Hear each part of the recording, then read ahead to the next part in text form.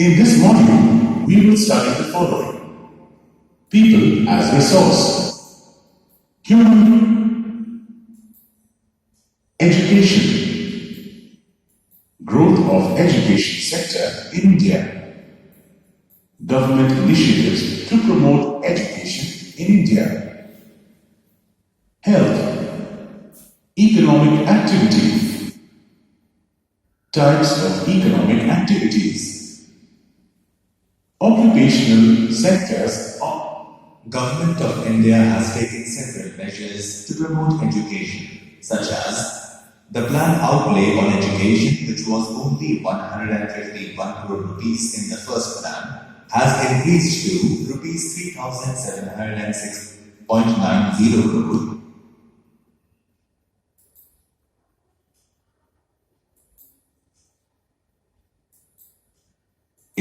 In the age group of 18 to 23 years to 25.2% by 2017-2018 and to reach the target of 30% by 2020-2021. This is to bring the education level close to average.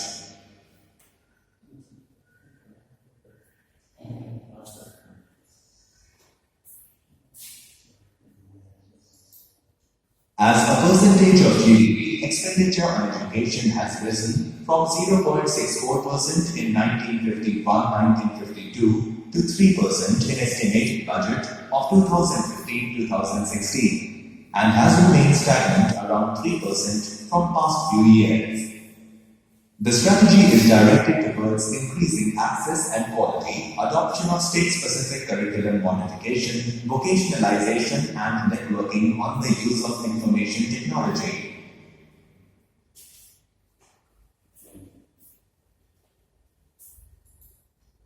One of the measures is Sarva Shiksha Abhiyan. It was launched in the year 2001.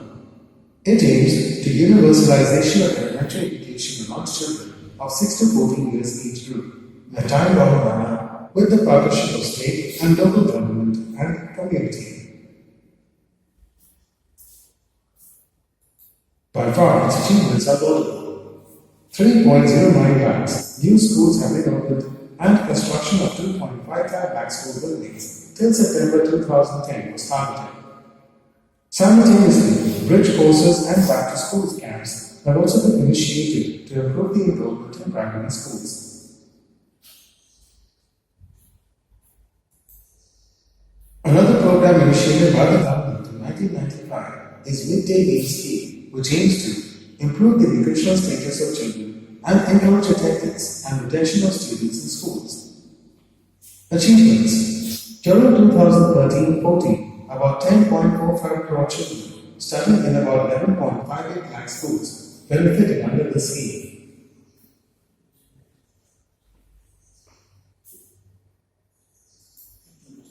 National Open School, launched in year 1989, aims to provide education to dropouts and those who cannot attend regular classes.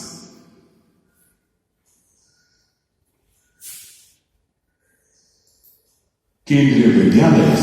It is the system of central government schools under the Ministry of Human Resource Development, Government of India. It was launched in 1965 with the aim of benefiting the children of transferable central government employees and defense personnel. 923 schools are running under Kendriya Vidyalaya Sangathan.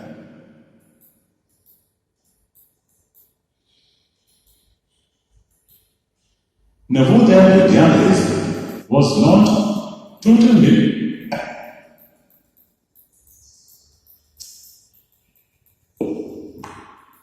Now let us understand the role of health in human capital formation. The World Health Organization, WHO, defines health as a state of physical, mental, and social well-being, and not merely the absence of disease or infirmity. After education, it is the second important component of human capital formation and is an indispensable basis for realizing one's well-being.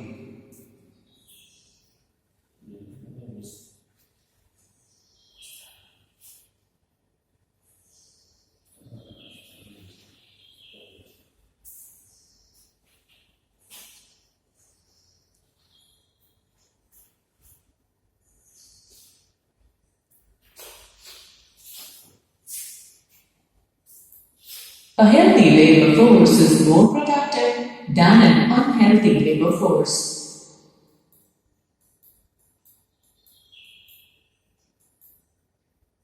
Health contributes to economic development, leading to improvement in standard of living of the people.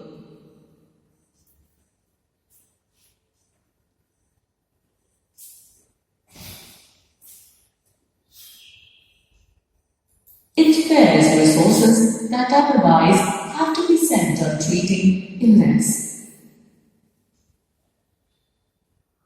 It increases the enrollment of children in schools and makes them able to learn better. It permits the better use of national and other resources. The measures of health status are infant mortality rate and life expectancy. Let us explore these further.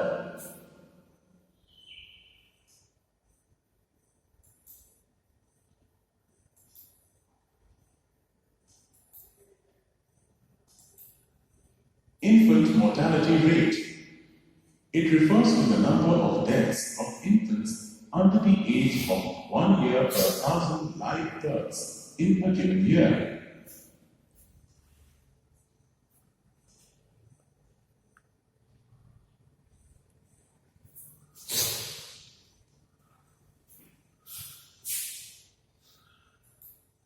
Life expectancy implies the number of years a newborn child would live. This reflects the general health of the population. The greater the life expectancy, better is the health of the people. Hence, life expectancy is an indicator of better health infrastructure in the economy.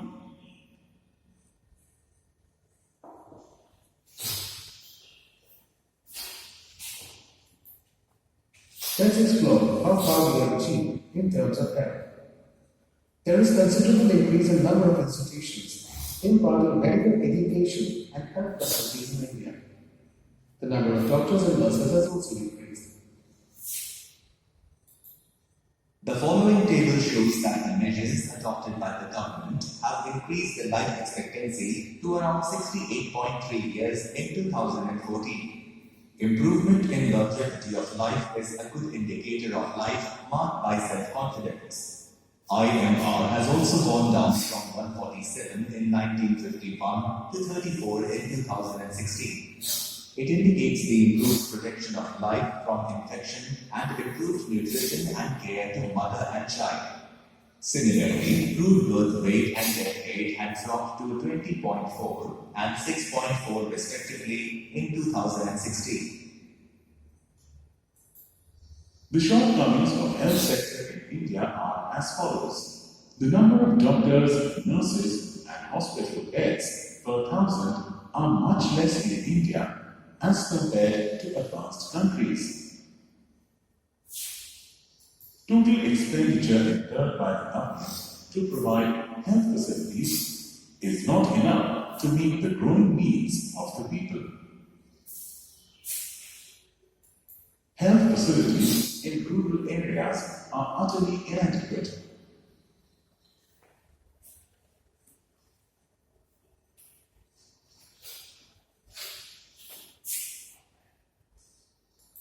Human capital adds to the production of goods and services through various economic activities. Let us learn about economic activities. Economic activity refers to the activities performed to produce goods and services to earn money. For example, agriculture, manufacturing, services, etc.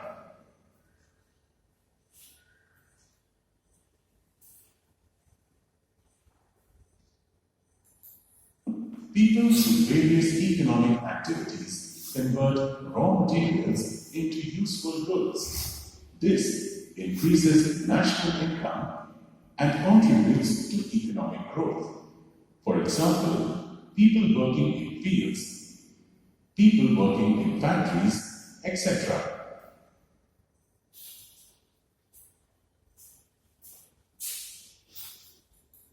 There are basically two types of economic activities, non-market and market activities. On the contrary, market activities are those activities which involve remuneration or returns to one who performs the activity in terms of profit, income, wages, rent, etc. For example, selling fruits in market, working in offices, etc.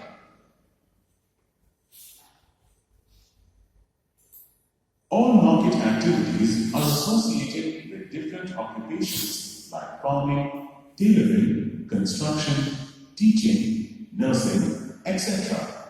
These occupations can be classified into different sectors.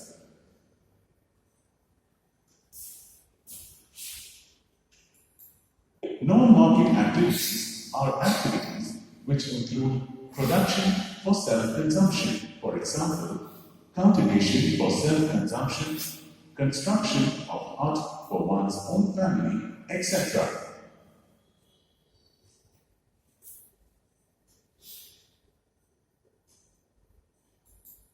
Now, it's your turn. Answer the following question. Which of the following is classified as a non-market economic activity? Your options are A. Teacher teaching, B. Construction of office buildings, C. Growing crops for selling in market, or D. Cultivation for self-consumption. Any guesses?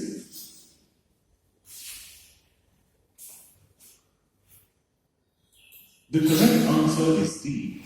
Cultivation for self-consumption. The following animation will help you understand the different occupational sectors of an economy. Watch it carefully. Now, we will explore about the non-economic activity. Non-economic activity refers to the activities which are undertaken to satisfy personal, social, religious, or sentimental requirements and which are not related to wealth. For example, cooking food for family, playing board games with friends, etc.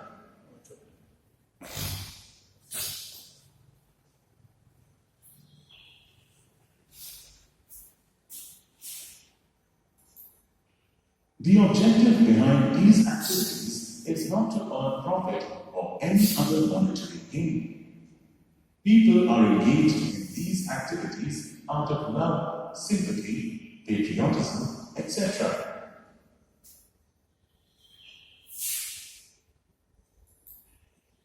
Let's look at the difference between the two activities.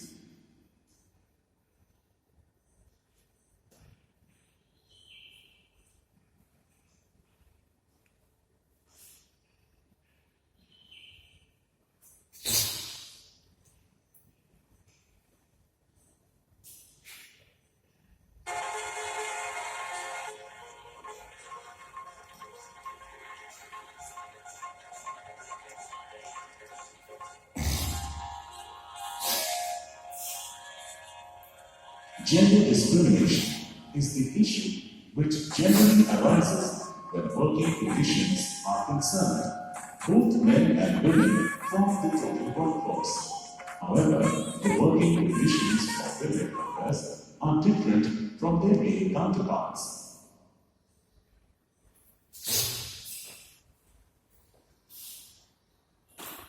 Earning of an individual is based on education and skills. Majority of the women workforce in our country don't have even the basic education, leading to their lower earning potential. To add to their woes, they are paid less as compared to men in unorganized sectors. Highly educated and skilled women are paid at par with their male counterparts.